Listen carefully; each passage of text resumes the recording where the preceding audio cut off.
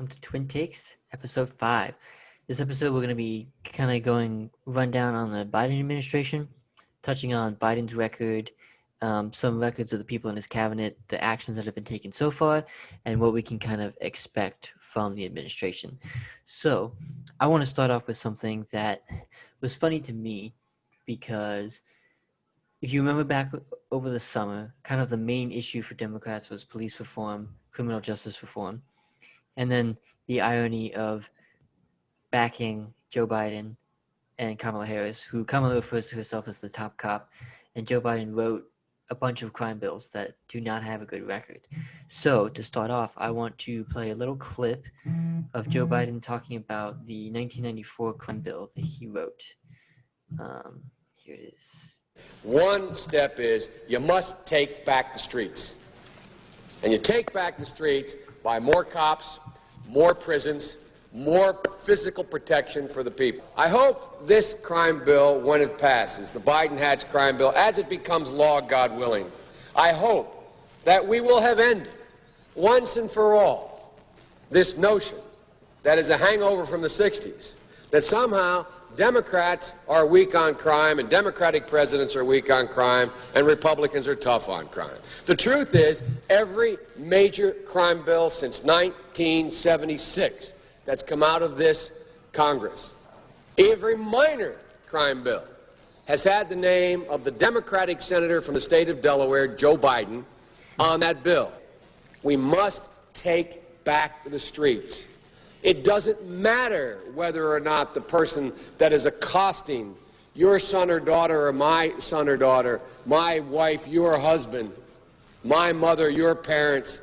It doesn't matter whether or not they were deprived as a youth. It doesn't matter or not whether or not they had no background that enabled them to become socialized into the fabric of society. It doesn't matter whether or not they're the victims of society. The end result is they're about to knock my mother on the head with a lead pipe, shoot my sister, beat up my wife, take on my sons. So I don't want to ask what made them do this. They must be taken off the street.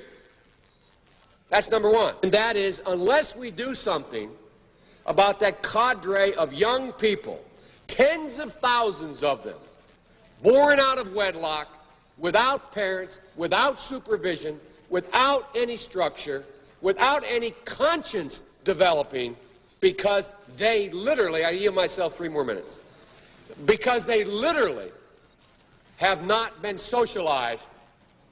They literally have not had an opportunity. We should focus on them now, not out of a liberal instinct for love, brother, and humanity, although I think that's a good instinct, but for simple, pragmatic reasons. If we don't, they will, or a portion of them will, become the predators 15 years from now. And, Madam President, we have predators on our streets. You're looking at the fellow who was one of the primary architects of the Sentencing Commission. You know what the basic premise of the Sentencing Commission is? I know the presiding officer knows. It was the first time in 80 years we rejected the notion that the condition of sentencing must be related to how long it would take to rehabilitate. I'm the guy that said rehabilitation, when it occurs, we don't understand it and notice it, and even when we notice it and we know it occurs, we don't know why. So you cannot make rehabilitation a condition for release. That's why in our system, the federal system, you serve 85% of your time.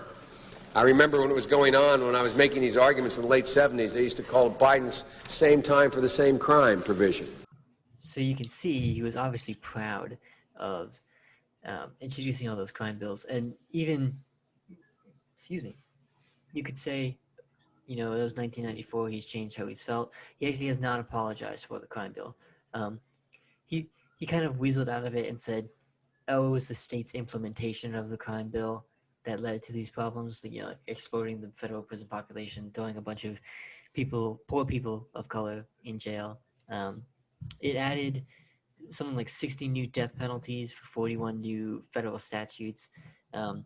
It basically gave money to states that sentenced people 85% of the sentencing, which in the clip he was alluding to that, which is kind of, it's crazy to think that, I mean, I don't think this way, but that rehabilitation, he said, like, we don't know when it happens, we don't know why it happens, so we can't use it as a metric.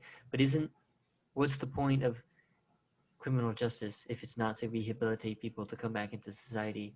Like, is it just to like literally throw them in cages for the rest of their lives and not care about any of the factors that led to them committing these crimes?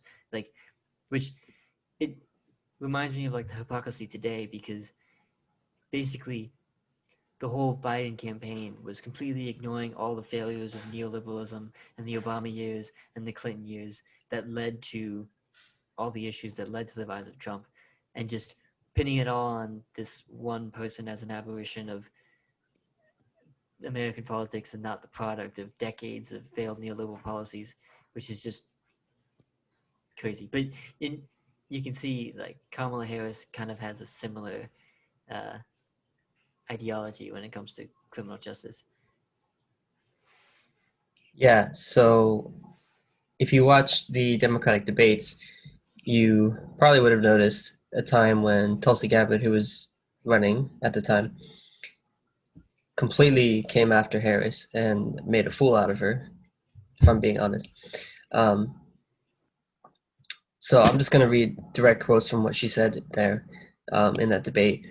But she talks about how Kamala put over 1,500 people in jail for marijuana violations, and then laughed later when she was asked if she ever smoked marijuana, which just shows she doesn't care. Like, she just wanted to throw these people in jail. She blocked evidence that would have saved an innocent man from death row. It didn't go through because the courts intervened, but she was willing to let this man die, which is just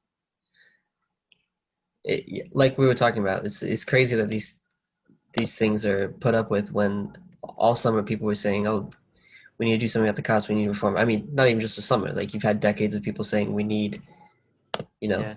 good crime reform, and this is what we get. These two people. And it kind of just shows sorry to put in here real quick, but it just, something clicked in my head. It's like both of them have kind of been kind of windmill politicians going with sentiment at the time, but not the sentiment of the people, the sentiment of the people who have power that can help them get into power. Because like she, as a prosecutor, you want a high number of convictions, like a percentage of convictions over cases.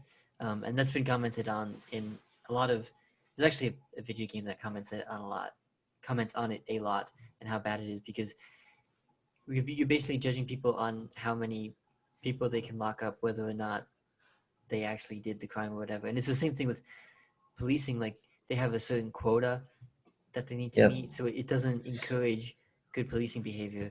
And sorry, but go on with the Kamala stuff. No, that's what I had on it. Oh yeah, but she also she laughed when talking about how she threatened to throw parents in jail when their students were not attending public school. Which, if your student is attending public school, I mean, to being thrown in jail in that mix, because you don't even know what's going on to lead to that. Like, maybe they're working two jobs, and like a single mother working two jobs, which was some of the cases that she threatened them for. But again, it just goes to show the hypocrisy of the Democrats to not even, which, to be fair, not all Democrats. I've seen some younger people. There was some more, I don't want to say militant, but some protesters. There's this woman in a bullhorn saying, "How are we going to effing vote for Joe Biden and Kamala Harris after screaming about police reform all summer?" Which she has a point. But moving on to other parts of Biden's record, he was notoriously a big supporter of the Iraq War after 9/11, and because he was in the Senate, and he basically rounded up votes on the Democratic side to agree to go to war, based on somewhat. If you don't know the story of Iraq, supposedly Saddam Hussein had weapons of mass destruction. Colin Powell went in front of the UN and testified that. But even within the intelligence community at the time, they were not all confident that they had enough intelligence to prove that he had weapons of mass destruction. And of course, when we go in there and invade a country without the approval of the UN Security Council, so U.S. essentially broke international law to invade a sovereign country without permission. Of course, they didn't find On the any first weapons of time. mass. Yeah, and it won't be the last. But they didn't find any weapons of mass destruction, obviously. And you could. There's a big argument over what were the actual reasons that led to the Iraq War, which not this episode because there's too much to unpack, but we'll comment on another time. But also in that same time period, roughly, if the Patriot Act was passed in response to the attacks on 9/11, which the bill itself was written before the attacks on 9/11, which is something that it's quoted to people like Harry Kissinger and Rahm Emanuel of saying, never let a good crisis go to waste. Essentially using, in this example, an act of terrorism against the United States to expand the authority of the national security state by passing the Which Patriot happens Act. a lot. Yeah, and basically, well, not basic.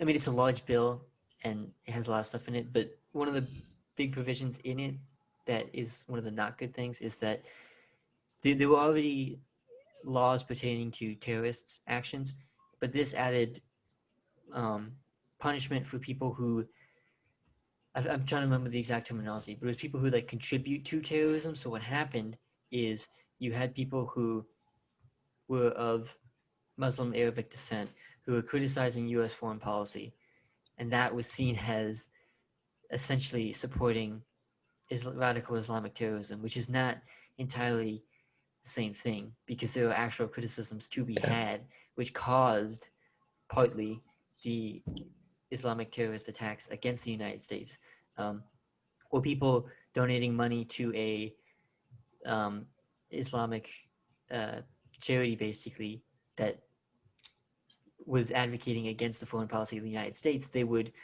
per the Patriot Act and some other things that were passed, they could essentially detain these people, not tell them why they were being detained, not show them the evidence of the detention.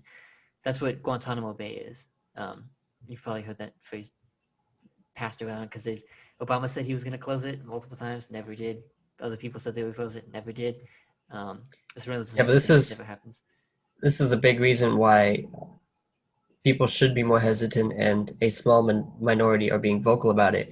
But labeling anyone, but especially U.S. citizens, as terrorists essentially gives the U.S. government the right to take away their rights, no questions asked. And people don't realize that. So when the media uses it and then it becomes common parlance, people kind of need to take a step back and think, well, if we start calling them this and then the government declares them this, these people are now, like, the word terrorist in law has a very It has a legally terrible special definition and powers within that, which, again, I mean, touching on something current, that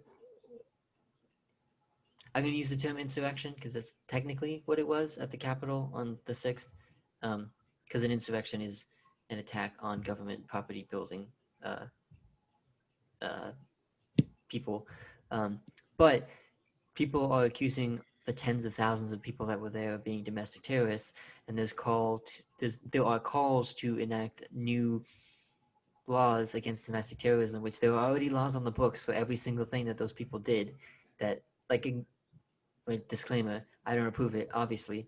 I don't approve of any kind of political violence, but I cannot say with any certainty that every single person there was trying to stage a coup or whatever, which I don't want to get into it too much because it's not the topic of this episode. But the bill that they're floating and talking about trying to pass was actually introduced by Adam Schiff in 2019. So it was a bill that was already written. It didn't pass because at the time the ACLU said this is going to be used to target left-wing progressives, people of color, minorities, because it essentially lays the ground to outlaw any kind of dissent against the government and label them terrorists, which, like, again, with the Capitol thing, extrapolating, you could see easily how, if this was passed, you could say anyone staging a demonstration on government property is a domestic terrorist, even though that is one of the only ways that things happen. Like the March on Washington, MLK I Have a Dream speech, thousands of people went to Washington and stood, and like that, if this goes down that path, that today could be seen as an act of domestic terrorism. People can get thrown in jail and whatnot. But I want to play a clip real quick because in referencing the Patriot Act, Biden wrote not the Patriot Act, but he wrote what became the Patriot Act, and I'm going to play a clip where he says that and brags about it. Right after 1994, and you can ask the Attorney General this because I got a call when he introduced the Patriot Act. He said, Joe, I'm introducing the act basically as you wrote it in 1994. It was defeated then not by any liberals. It was defeated then by the folks who worried that we'd have the Minutemen would get in trouble, by the Mr. Barrs of the world, who were worried about the right wing, not anything else. So just that has nothing to do with you all, but just to set the record straight. Almost the same thing that got passed, the Patriot, was introduced by me in 1994, and it was the right wing that defeated it. You guys tried to help get it passed, including the wiretap changes and the rest. So, Yeah. It's so funny because nowadays, like, most people who know what the Patriot Act is know it's not necessarily a good thing, which is the irony behind its name. But the fact that he's saying, we wanted this earlier and you guys said no.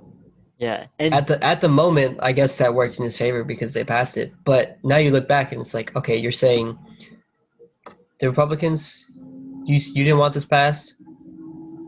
It's like, okay, that was a good thing in hindsight. It's like, no, we were the ones that got it passed. I wrote it. It's like, because he was essentially saying the reasoning of the Republicans was that it would be used to target well-meaning political groups that were trying to demonstrate their freedom of speech, freedom of assembly, that is also in the First Amendment. But yeah, it's just funny how he's proud of those things. But moving on, so he's from Delaware, and some of the major credit card companies are based in Delaware, and they actually funded his campaigns, especially in the early days. Oops, sorry, my computer's freaking out. He actually MBNA? I'm trying to find that name.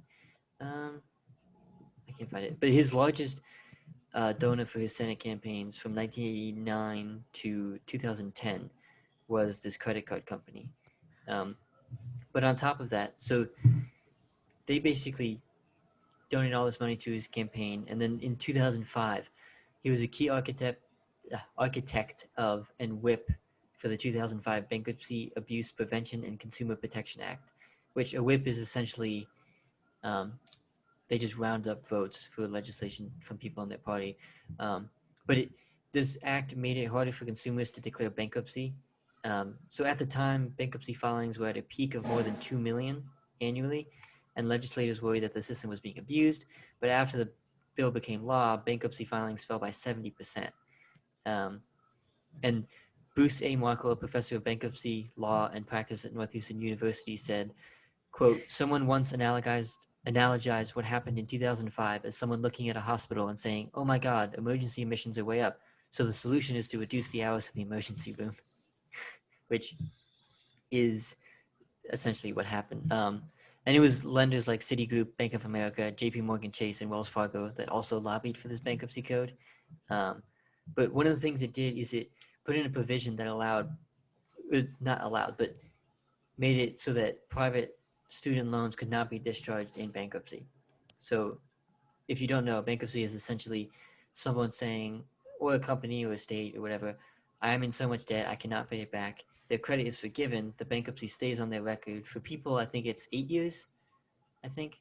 And it just like shows on your credit score that this person filed for bankruptcy because they couldn't pay back their debts. But it takes away all your debts.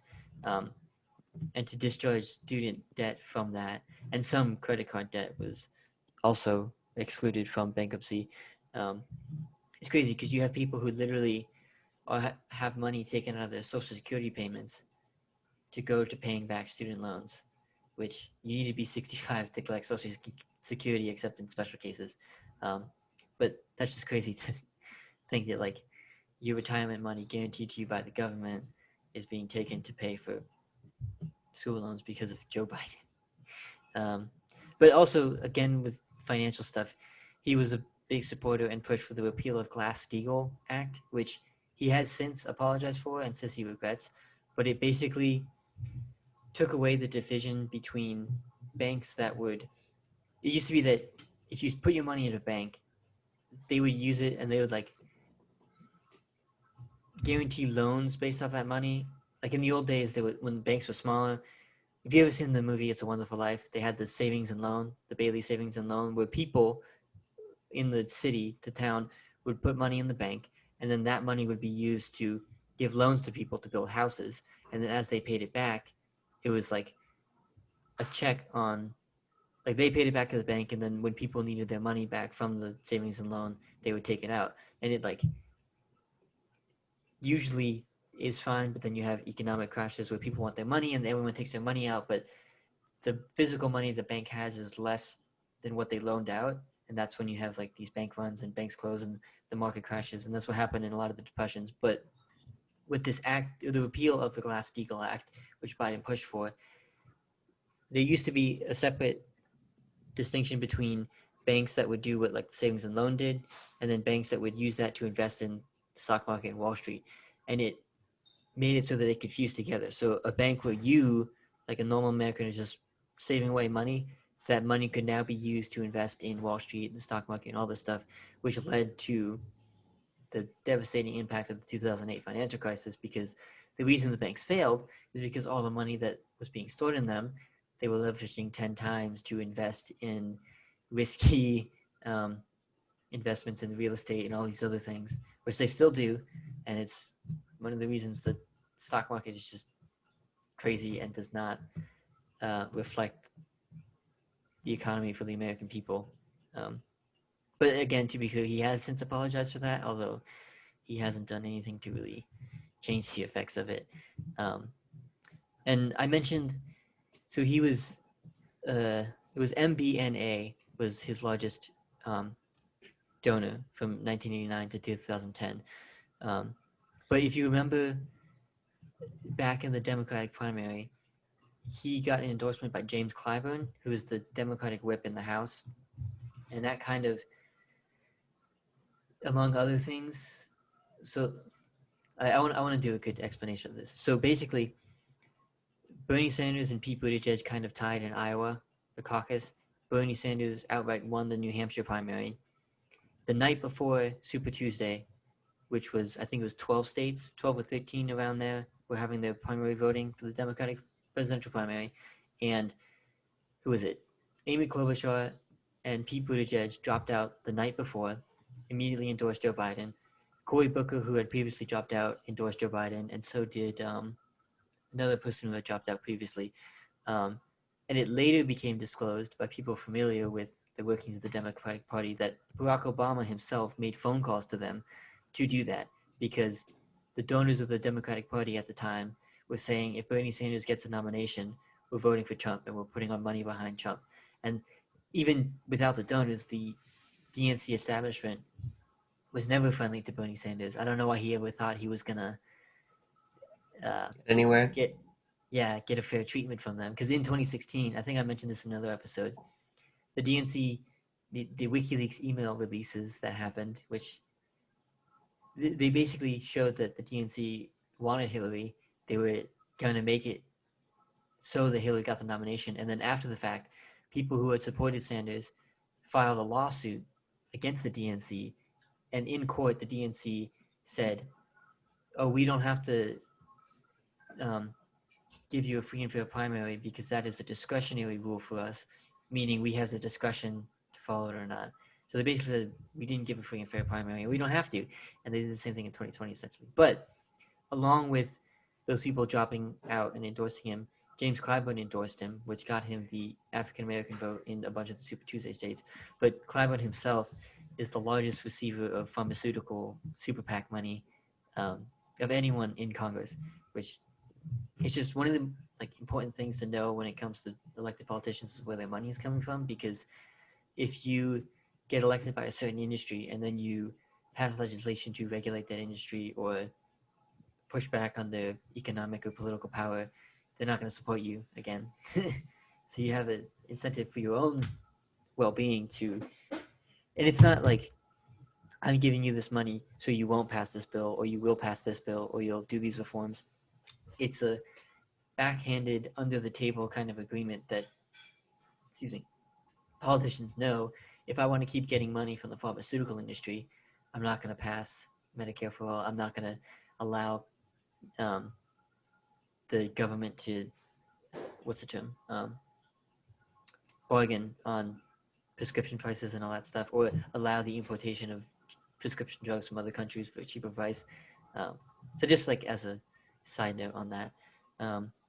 But also, so we have two more things I want to touch on for Biden's record. So when Clarence Thomas was being appointed to the Supreme Court, Biden was the chairman of the Senate Judiciary Committee. So he was running the hearings.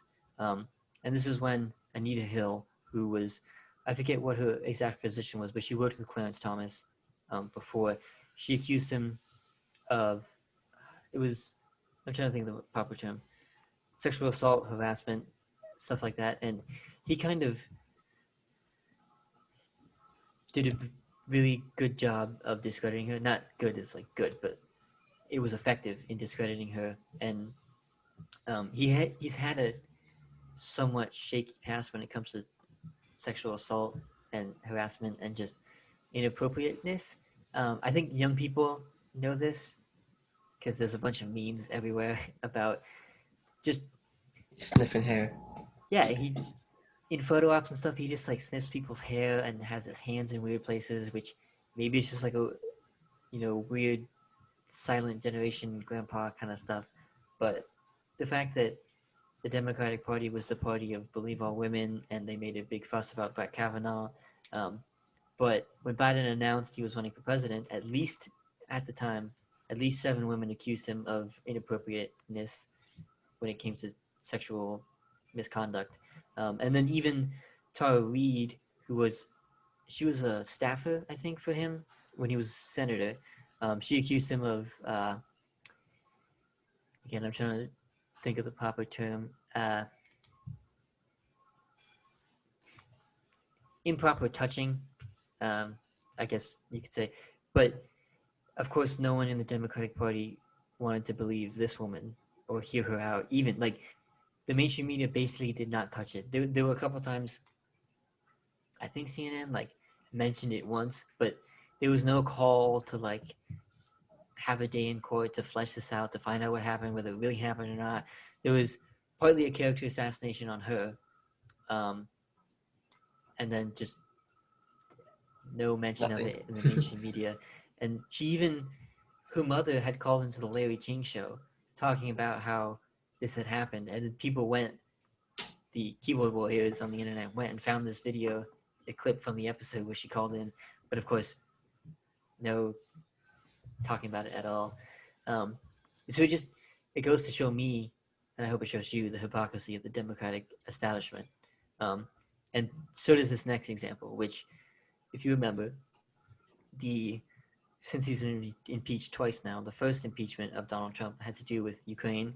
Basically, if you're unaware of the details, it was a phone call between him and I forget if it's president or prime minister, what their term is, of Ukraine, and he said, I mean, he didn't outright say, but he was like wanting him to look into the Bidens, because the accusation was that, I mean, and this is true, while Biden was overseeing Ukraine policy, his son was sitting on the board of a natural gas company called Burisma, making $50,000 at least a month, serving on a board for which he had no expertise in the industry, while his father was overseeing foreign policy in Ukraine. And there's a clip where literally, so they accused Trump of doing a quid pro quo, which is what they impeached him for, which I think you can say that. I don't think there were easier routes to have gone for impeachment. And I think they did this because they knew the Republicans were not going to convict on this. Because you could easily have gotten him on the emoluments clause, because there were multiple times where the Secret Service would stay in the Trump Hotel or Mar-a-Lago, and taxpayer money, hundreds of thousands of dollars of taxpayer money, was going to his businesses. But anyway, Biden himself was talking about, there was a prosecutor in Ukraine who was looking into the company that Hunter Biden was on the board of. And in I guess this was a press conference with the Council on Foreign Relations. He's there, and he was being asked about Ukraine policy. And I'm going to share the clip because he basically does a quid pro quo even more outright than what Trump did. I remember going over convincing our team, or others too, convincing us that we should be providing for loan guarantees. And I went over, I guess, the 12th, 13th time to Kyiv, and I was supposed to announce that there was another $1 billion loan guarantee. And I had gotten a commitment from Poroshenko and from Yatsenyuk that they would take action against the state prosecutor, and they didn't. So they said they were walking out to press conference. I said, no, I said, I'm not going to, we're not going to give you the $1 billion. They said, you have no authority. You're not the president. The president said. I said, call him. I said, I'm telling you, you're not getting the $1 billion. I said, you're not getting the $1 billion. I'm going to be leaving here. And I think it was, 6 hours? I said, I'm leaving in 6 hours. If the prosecutor's not fired, you're not getting the money. Oh, son of a bitch. Got fired. And they put in place someone who was solid at the time. Solid meaning they weren't going to look into the company my son was on the board of.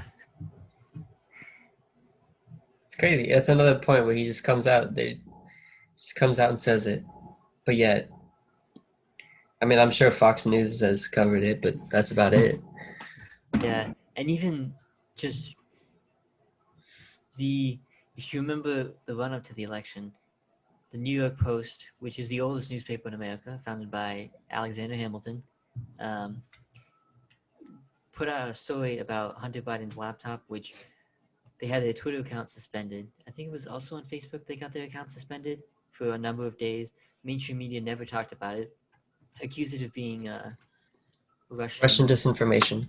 Yeah, which no one on the Biden team said the emails were inaccurate, which again is like this code speak for it is true. We're just not going to say it wasn't. Yeah, and there was an FBI.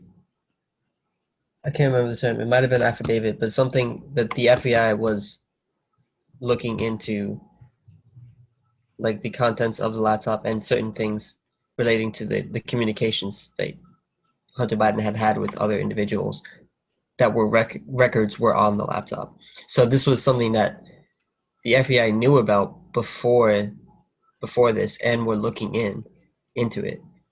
And yet it's Russian disinformation. Yeah, and it was basically a bunch of emails that showed talking about it was him communicating with people, talking about getting a meeting with my father, vice president at the time. It had to do with like relations in Ukraine with the Burisma stuff, but also China and money coming from China. And it also incorporated Anthony Blinken, who's the now Secretary of State, but again, just no mention of it from which this Russia thing has just become a scapegoat for something we don't want to talk about because the whole, I don't know if I want to get into it, but yeah, I mean, something that I just think of when I see stuff like this is I feel like by and large it's more surface level, this type of corruption and similar things that happen amongst the Republicans. Like I feel like with them, you know what you're getting. Like some of them will try and hide it, but I feel like they're more upfront about it. But the Democrats try and act like they care about the working class, they care about average citizens, they care about your rights and all this stuff. And then you look at just like the legislations they actually pass, the things that they actually talk about with each other and the things that they implement. It's all the same stuff. Like there's just as much corporate meddling, there's just as much bonuses from these different corporations and lobbying and all. It's just the hypocrisy is what really gets me, because at least the other guys, it's like they'll do something like this and they'll get caught and they'll just, I don't know. I just feel like they don't try and say, oh my God, we care about all of you, like care about all your rights and this stuff. Yeah. Which again, like they're just as bad, but I just think the added level of, oh, but we're the good guys, but they do just as bad things. It's like. Yeah, and this is one of the problems is that in America, corruption is legal through lobbying, through these quid pro quo type things. And it's just, whenever one side points it out the other side, they're like, "Oh, but you guys do this." It's like, well, you all do the same stuff, and if only people would realize that. So this next section, we're going to talk about things that have already been implemented by the Biden administration. For one thing, I believe to this day, he's passed 30 executive orders. Yeah. So he's really trying to do some things, and some are good, some are bad. Just to start off with one that I thought was odd to do right off the bat, and there's not, to my knowledge, a way that you can kind of spin this in a positive light. But Trump had passed an executive order to dramatically cut the price of insulin and epinephrine, which are EpiPens. I don't believe it was for everyone. I believe it was for people with little or no health coverage, but still life-saving drugs significantly cheaper, which America has notoriously high drug prices. And Biden reversed it. I could think of no other reason than the pharmaceutical companies that have their The corporate insurance interests companies in and the Democratic establishment. Yeah, so that's just one that's just I don't really, unless there's something else to Trump's executive order that I'm not aware of, I don't think there's really a way you can defend doing that. But it happened, and no one's talking about it. Yeah, and it is, just before we go through a couple of these other orders, it's annoying because the presidency is not supposed to be like doing all these, like, executive orders are relatively new in like American history. Like, Congress is supposed to be passing laws to like solidify these things in like legal statutes, instead of what we have now is like within his first few days in office, he's just undoing a bunch of stuff Trump did, redoing a bunch of things that Trump undid. So it's just this back and forth every time you get a new president with these executive orders. Yeah.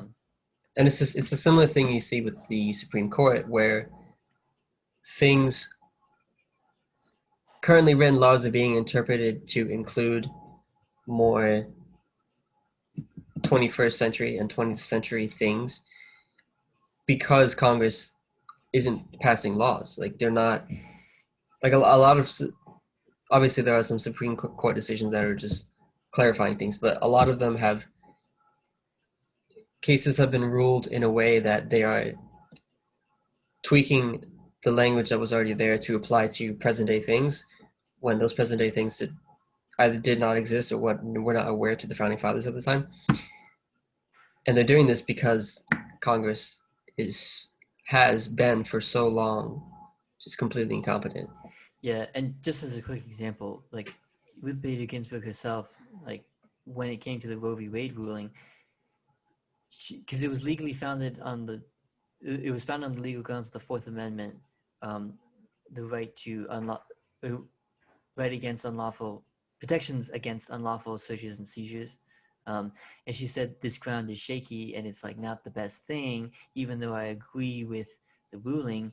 Congress should pass a law legalizing abortion and solidify it, but they don't, because then every election they're like, oh, the Supreme Court judges, they're gonna repeal abortion and that's it. But I know you had a couple more executive orders you wanted to go through.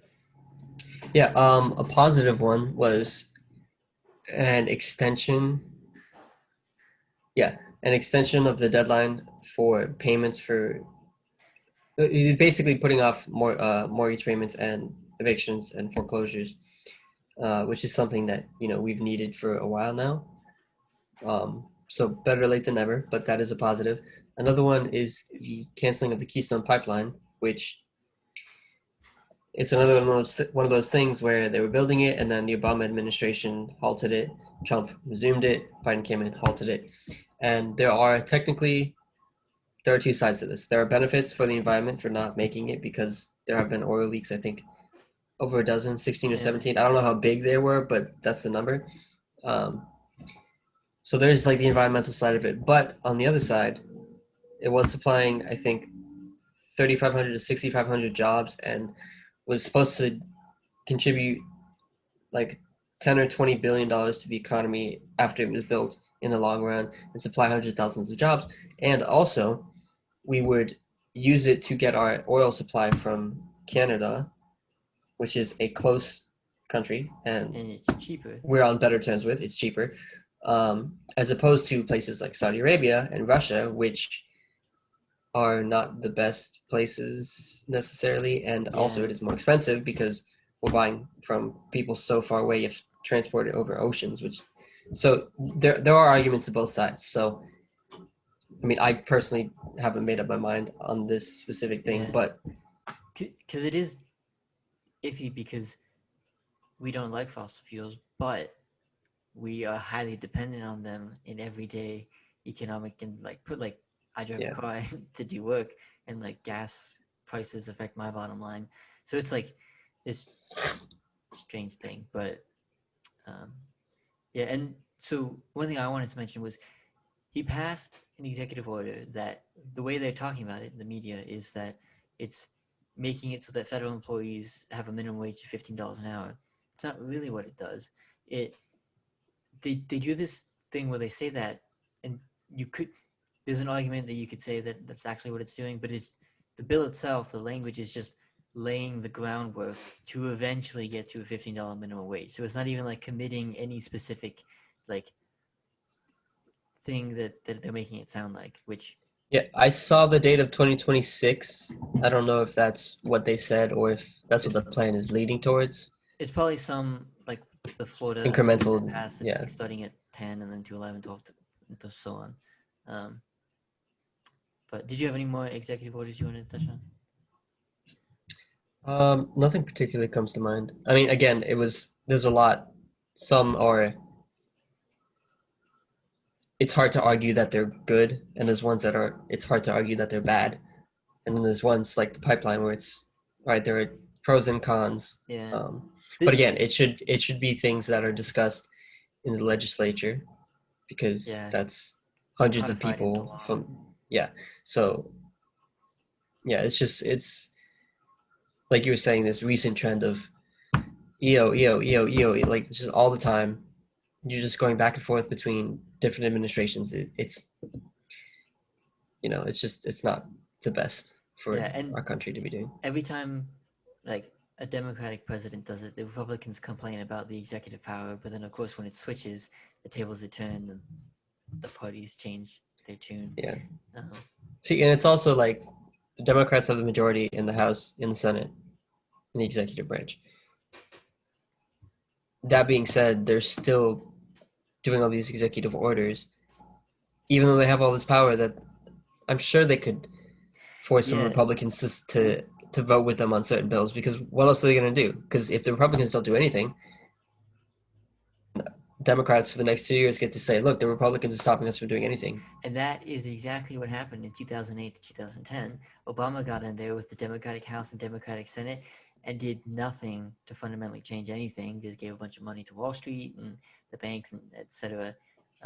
Which It's going to happen again? yeah, I'm worried for it because even though you have a 50-50 in the Senate and Kamala Harris is the tiebreaker, you have Senator Joe Manchin is one who's a Democrat but is really a conservative in a conservative state and has these corporatist conservative ideologies, so he's not really a Democrat. So you have to like convince him. And there's an independent, and there's another, I forget her name, another senator who's like that same boat as Joe Manchin, which he was opposed to $2,000 checks. Like, right? And that's one of the things that pissed me off the most was in Georgia, you had the two runoffs with Warnock and Ossoff, who won, the Democrats, and they were running on $2,000 checks. When we get in Yep. $2,000 checks, Joe Biden said, Vote for us. We'll give you $2,000 checks. yeah, and Joe Biden was like $2,000 for every man, woman, child, blah blah blah, and then they get in and they're like, oh, well, if you add the $600 you already got to this coming $1,400 in this new bill that is probably not going to pass because Republicans don't like it, when like you have people, And like also, Marco, we'll get to it later. yeah, they're talking about March, April, like but Marco Rubio, Republican senator from Florida, said, I think $2,000 check should pass when Joe Biden gets in office as a show of unity. Like, wouldn't that be great if like Congress got together, bipartisan, and passed $2,000 checks? You could literally just do a bill that is just $2,000 checks, and then you could actually leverage these Republican senators and the Joe Manchin type Democrats to like, hey, $2,000 checks, yes or no? And then the people would know that if they're voting no, they're saying no, Yep. you're getting $2,000, and you could actually do it. But instead, they tie it up in this $1.9 trillion bill with all this other stuff, which it's a good bill, has some good stuff, but it's not going to pass. And even then, the this pisses me off. This pisses me off all the time because the Democrats, they don't use all the tools that they can use. So they're trying to get this bill passed through Congress, but so Bernie Sanders is the chair of the budget committee in the Senate, and there's a way that they can do this stuff through budget reconciliation, but it takes time. So if they started now, they could have, like, it's essentially putting into the budget like $2,000 checks, maximizing the child tax credit. That's a rebate for people who have children from their taxes and stuff. And you could put all this stuff into the budget without trying to get all these Republican support, but they won't do it because they don't actually want to do these things.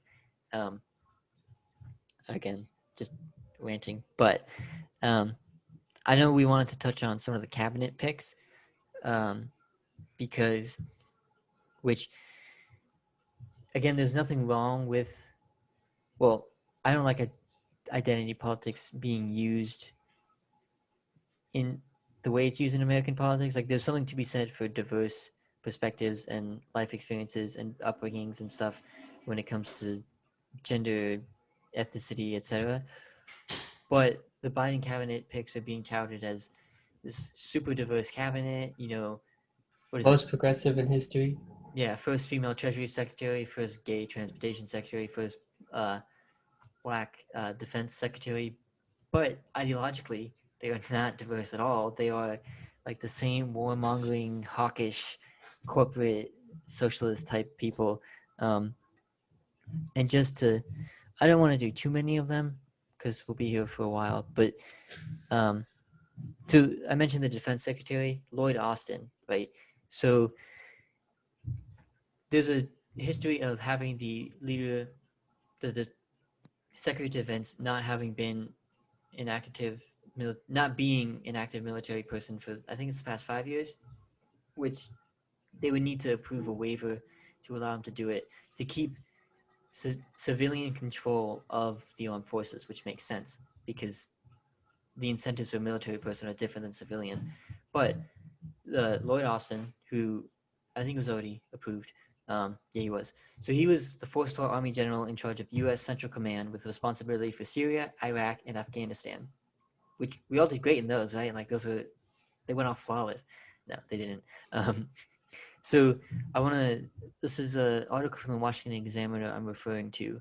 But in 2015, he was testifying to the Senate Armed Services Committee when John McCain was the chairman. And in his opening statement, he said, quote, "Ladies and gentlemen, with respect to the ongoing operations in Iraq and Syria, despite some slow movement at the tactical level, we continue to make progress across the battle space." And McCain responded, I must say I've been a member of the committee for nearly 30 years, and I've never heard testimony like this. Never. Basically, General, what you're telling us is that everything's fine as we see hundreds of thousands of refugees leave and flood Europe, as we're seeing now 250,000 Syrians slaughtered, as you see more and more Iranian control of the Shia militia. I have never seen a hearing this that is as divorced from the reality of every outside expert, which, I mean, I don't agree with John McCain's policies on everything, but I mean, he was a POW, he was a military man, he kind of knows what he's talking about. But Austin's role was basically to degrade and ultimately destroy ISIS. And as an example on some of the failures, there was a plan to train and equip 3,000 Syrian rebels to fight ISIS, and it did not go that way. So the $500 million program, imagine how many Americans you could feed with that. It produced a mere 52 fighters, some of whom were killed or captured by al-Qaeda as soon as they returned to Syria. Which, that is not just a one-off thing. That is how these things tend to go. Like, I mean, the Afghanistan war, we touched on it on another episode, but no one knew what we were doing there. They didn't know who the enemy was. They didn't know what they were doing. Everyone who went on the ground there said that when they came back, and we wasted $2 trillion, a bunch of lives, and all this stuff. So that is the defense secretary. The Janet Yellen, who's the pick for Treasury Secretary, She was also approved. She made more than $7 million in recent years by giving speeches to Wall Street banks, major corporations, and industry groups. She got nearly $1 million alone in multiple speeches to Citigroup, which this is a common thing where people in government, she was originally on the board of the Fed, the Federal Reserve, but they leave government and then they go and give speeches or work for a think tank and make all this money from the industry that they were just regulating. And now, in her case, that she is going to be the lead person in regulating and making sure they're not doing things they shouldn't be doing, but she just got millions of dollars from them. So is she really gonna? Because what do you think she's gonna do when she leaves office? This is what they all do. And I mean, to be fair, she is somewhat progressive economically speaking in American standards, not globally, because she's still kind of conservative. But Citigroup has a history of, especially with Democrats, giving money and influencing things. So they gave a lot of money to Obama's campaign, and he got an email from the president of Citigroup at the time for suggestions for his cabinet, and the cabinet he went with was pretty much an exact match of that email from the bank that gave him a bunch of money for his campaign. And even the guy that sent the email himself ended up, I think he was chief of staff for a time, or some position like that. But there's just two more people I wanted to touch on, because, again, I don't want to spend too much time. But Neera Tanden is the pick for the Office of Management and Budget, which it does what it sounds like, budget. But she was working for the think tank, the Center for American Progress, which is a quote-unquote progressive think tank, but it is not really progressive. It's like it was founded by like Clinton, Obama type Democrats, which is one of these think tanks that talks about these threats to American security to justify going and invading countries in the Middle East and stuff like that. But the Center for American Progress in 2013 alone received support from Goldman Sachs, Wells Fargo, Coca-Cola, Citigroup, the American Beverage Association, Comcast, Blue Cross Blue Shield, weapons manufacturer Northrop Grumman, and Walmart. The United Arab Emirates, which regularly carries out forced disappearances and torture, has given over $500,000. And this is from Current Affairs website. But let me see if I can find there's a quote, because she was in that email dump by WikiLeaks that I referenced in the earlier section. But in it, she was talking about Libya, and when Glenn Greenwald was reporting on it, who I trust his word, and I read the email, and he does a pretty good summation of what she said, and he said, in summing up what she said, quote, Libyans should be forced to turn over large portions of their oil revenues to repay the U.S. for the costs incurred in bombing Libya, on the grounds that Americans will support future wars only if they see that the countries attacked by the U.S. pay for the invasions. She was essentially saying Americans don't want to be involved militarily on the global stage because they don't want to spend the money, so we should make these countries pay us with their natural resources after bombing them. And spoiler alert, it didn't work out, because now in Libya you have essentially civil war, unrest, you have open slave markets, so it didn't really make any progress. And a last person, she is the pick for Director of National Intelligence, Avril Haines. So she was involved with the drone program, which under Obama, and 90% of those drone strikes killed civilians, some of which only killed civilians, which again, Democrats seem to forget about. But she was also a key architect of and defender of the CIA's torture program, which was being investigated in 2015 by the Senate Intelligence Committee. And Dianne Feinstein, who is, I think she's a Democrat. She's one of the... Yeah, she is. Yeah, she's one of the ones that is kind of conservative, like Joe Manchin. But she was leading the investigation, and the CIA hacked her laptop. And she said, hey, why did you do this? And they said, we didn't do this. What are you talking about? And then the Senate looked into it, and she defended them. She redacted the 6,000-page Senate Intelligence Committee report into less than 500 pages, which even those 500 pages had a bunch of redactions from them. And she also made it, because she was involved in the agency at this time, basically let the people off the hook. And the one person, this is funny. I mean, not funny. It's kind of scary. But the one person who actually faced criminal prosecutions, and I think he's not in the country right now because of it, was the person who blew the whistle on the CIA's torture program. Like Snowden blew the whistle on the NSA's program. NSA. None of them went to jail for breaking the law and spying on American citizens, or in this case, torturing people. The whistleblower. Nope, they're still running things.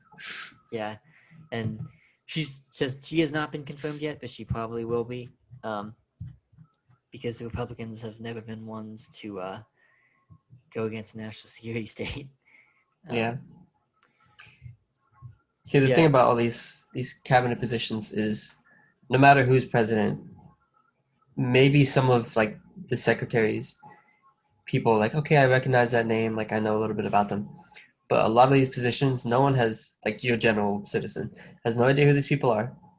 So they just listen to the few bullet points that CNN or Fox News or whatever it may be puts, like, oh, this is this person, these are 3 things they did in their entire career.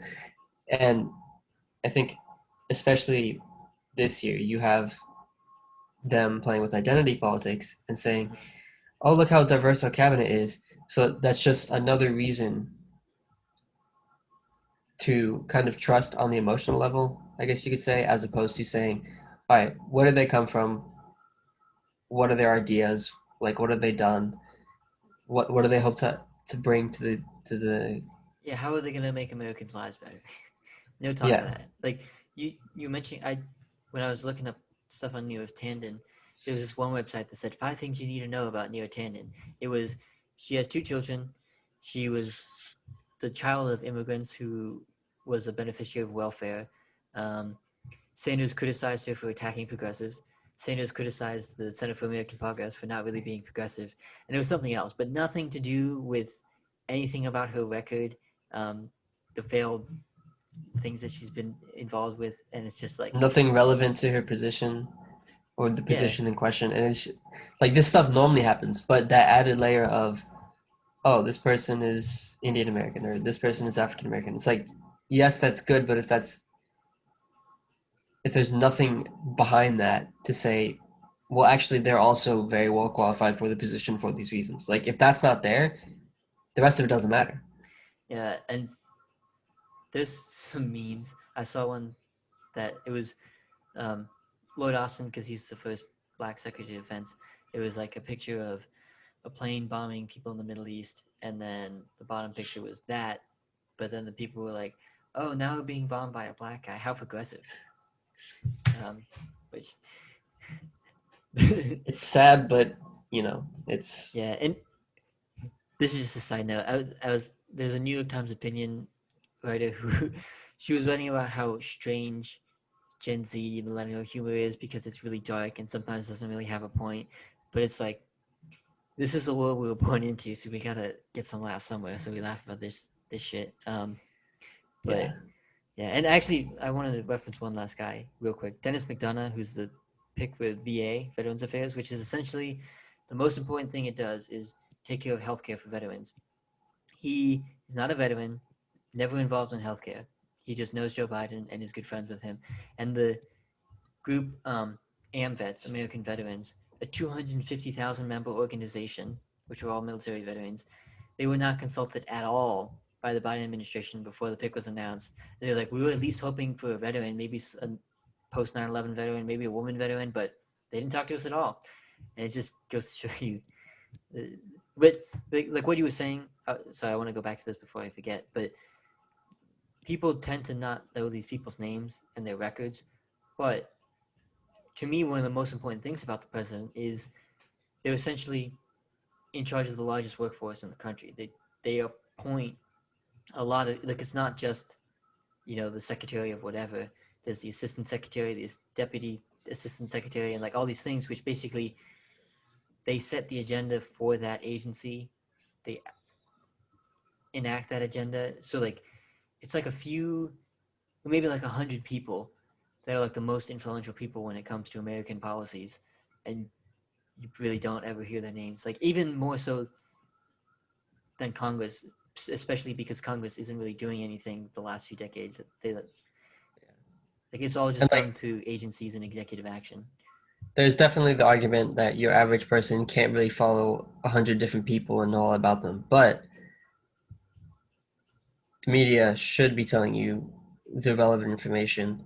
They're not going to. So if you would genuinely like to know, it's just something you either have to go to a trusted source that you know isn't wildly left or right, or just do the research on your own. Like you can look up some of these things, but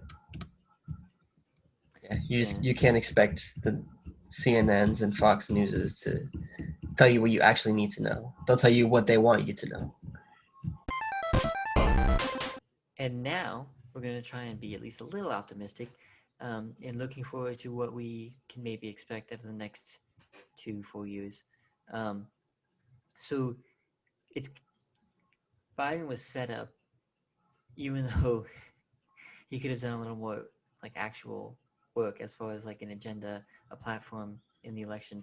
But he got into office, got the House, got the Senate, got a mandate from the American people to fix things, to make things better, to unite, to make actual change that has been needed for years and years and years. So he is set And he up, also followed Donald Trump, who was a yes, train wreck. which bar is low, unless you're a Trump supporter, which granted there are some actual grievances that they have.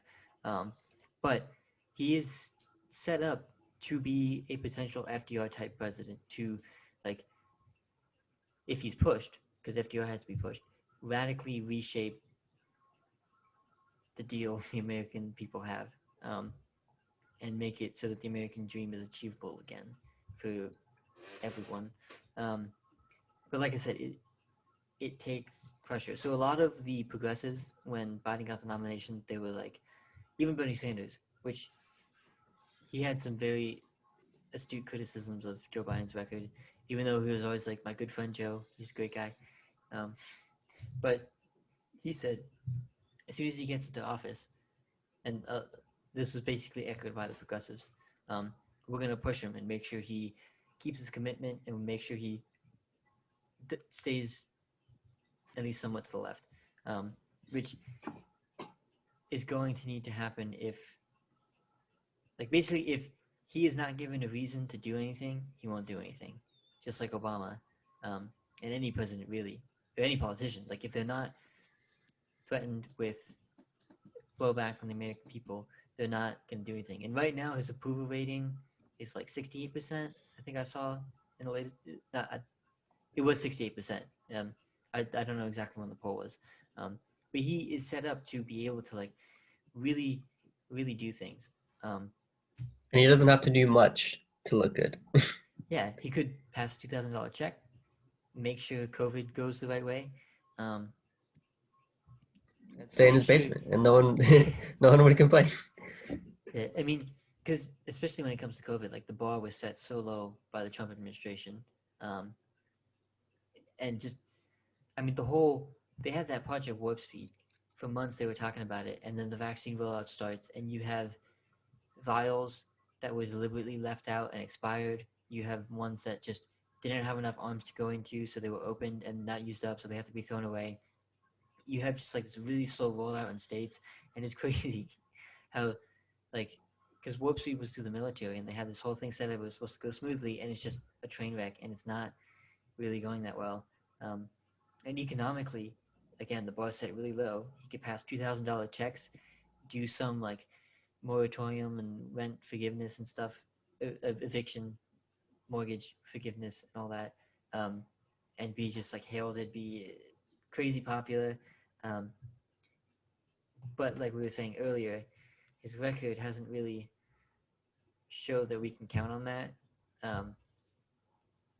which I think outlining what could be like a worst case scenario might be useful. Like we could basically see no major legislation passed at all, because if you remember back in 2008, after the Democrats lost I forget if it was the House or the Senate they lost first, but they had all three, and then they lost one of the houses. And then they were like, oh, the Republicans aren't letting us do this. The Republicans aren't letting us do that. And you're already hearing echoes of that when it comes to the Senate because it's 50-50. So they're brokering a kind of power sharing agreement where Chuck Schumer would be the majority leader, but they would split the powers between Chuck Schumer and Mitch McConnell, which Mitch McConnell would not have given the Democrats any leeway if it was the other way around. If Pence was presiding over a 50-50 Senate the past 4 years, it would have been Mitch McConnell all the way, Republicans getting everything. But they're talking about, they're still debating whether or not to get rid of the filibuster, which if they don't, means you need 10 Republicans on board for any kind of legislation to break a filibuster, which, going back to civics, if you don't remember, filibuster is any one senator can just talk endlessly about anything. Doesn't even have to be related to the legislation. Ted Cruz read Green Eggs and Ham on the Senate floor to delay the vote on, I forget what it was. It was ridiculous.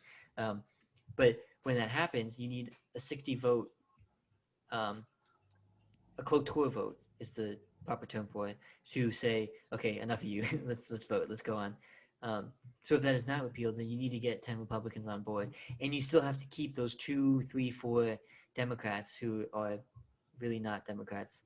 Not that any, even the progressives have not shown to actually be progressives, to actually fight for, like, the whole mandate of the AOC, the squad, was to force a vote on Medicare for all.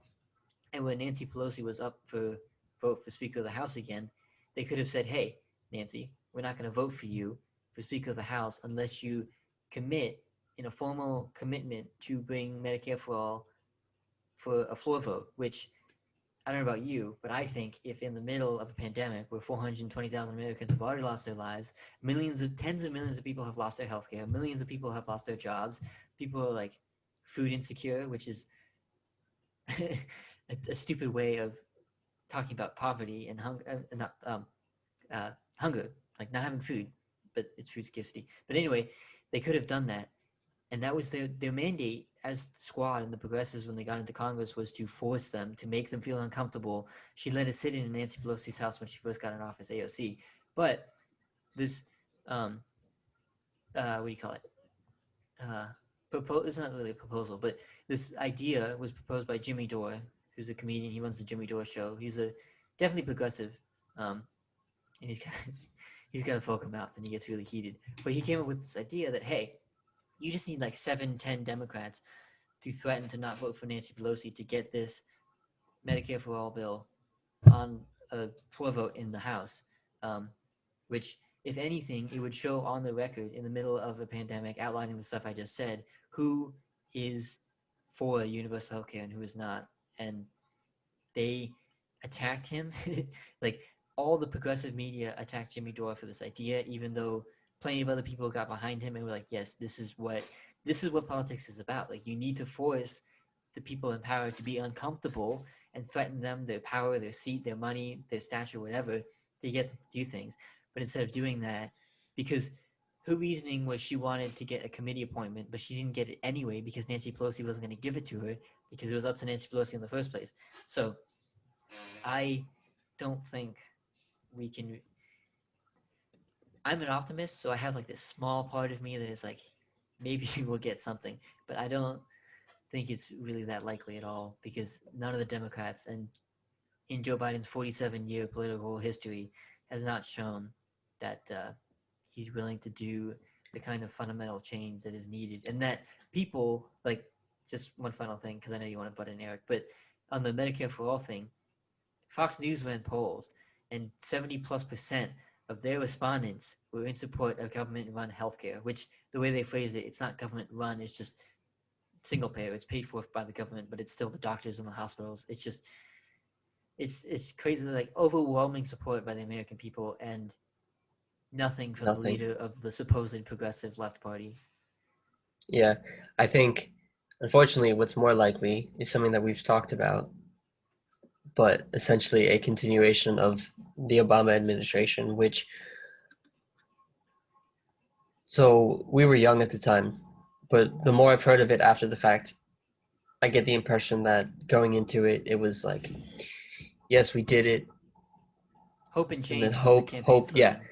And from what I understand, a lot of people were let down because, it was the same military people, all these endless wars, all these corporate things, all this lobbying, all of this corruption, the same people in the intelligence communities and the military corporations and all these things and the government positions that are just all cycling out year after year. And unfortunately, what's most likely is going to happen is an extension of that. We're going to get more conflicts in They're already foreign places. We're going to get more drone strikes. We're going to get more, all of this stuff that was all under the radar last time the Democrats were in charge. Most likely it's going to be that again. Now, hopefully, see, this is not what I think, but this is what I hope. So what I think is Trump happened. Everyone was absorbed in politics 4 years straight because the media kind of forced people to do that. Mhm. What I think is going to happen is now everyone's going to be like, oh, thank God, we're good. All right, I'm not going to pay attention anymore except for the 6 months before the election, or the year before, like kind of back to what it used to be. But hopefully people see how much shit actually happens in the government. So they'll be more aware of these types of things. So, when there is an increase in funding of these foreign nations for these foreign wars, when we're sending more troops overseas, when we're passing certain legislation that benefits pharmaceutical companies and military corporations as opposed to our own people, when that type of stuff happens, hopefully people are more aware of this type of corruption and, we'll call it out. Unfortunately, I don't think that's what's going to happen, but we can hope. Yeah. Yeah, and we even more than hope, something I want to do later, when COVID kind of starts to wind down and things open back up.